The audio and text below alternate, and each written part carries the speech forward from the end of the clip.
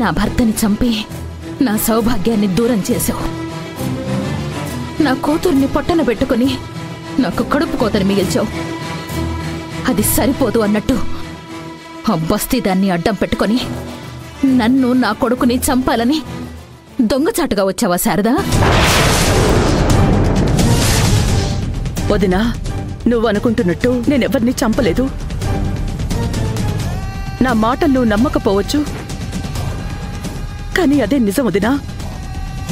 విధిరాత వల్ల జైలు శిక్ష అనుభవించాను తప్ప నా అన్న మేనకోడలి చావుకి నేనస్సలు కారణం కాదు.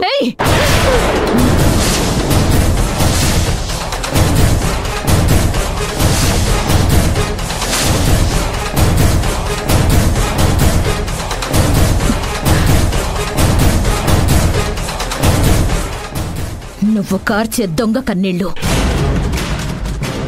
నిజాన్ని అబద్ధం చేయలేవు శారదా. తన తండ్రిని చంపింది నువ్వే అని నా కొడుక్కి తెలిస్తే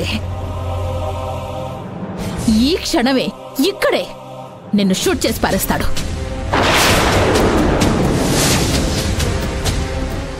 వద్దుదినా, భార్యాభర్తలు ఎన్నో సమస్యలు దాటుకుని ఇప్పుడే కలిశారు. రాజీవ్కి విషయం చెప్పి వాళ్ల కాపురంలో అశాంతి రగిలేలా చెయ్యకు. వాళ్ళిద్దరినీ సంతోషంగా ఉండనివ్వు. నీ కూతురు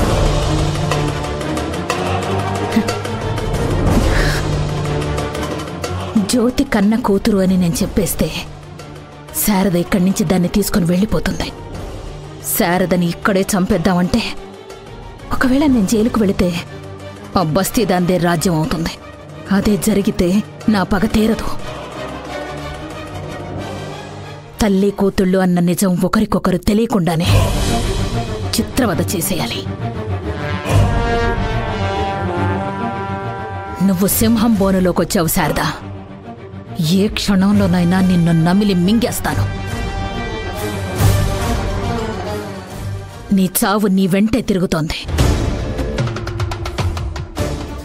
ఎప్పుడు చస్తావో తెలియక ప్రతి క్షణం నరకం అనుభవిస్తూ సూసైడ్ చేసుకుంటావు.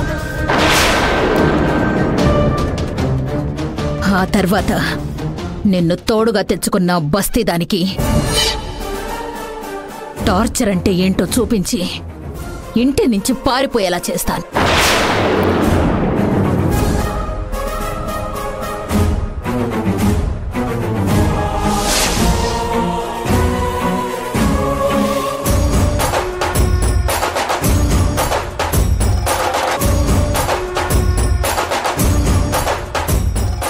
అత్తయ్య, దయచేసి అమ్మనేమి అనకండి. మీరేమైనా అనాలనుకుంటే నన్నానండి. ప్లీజ్, తనని బాధ పెట్టకండి. శ్రావ్యకి ఏం చెప్పి పంపావో తెలీదు. మీ ఇద్దరిని మాత్రం అస్సలు వదలను.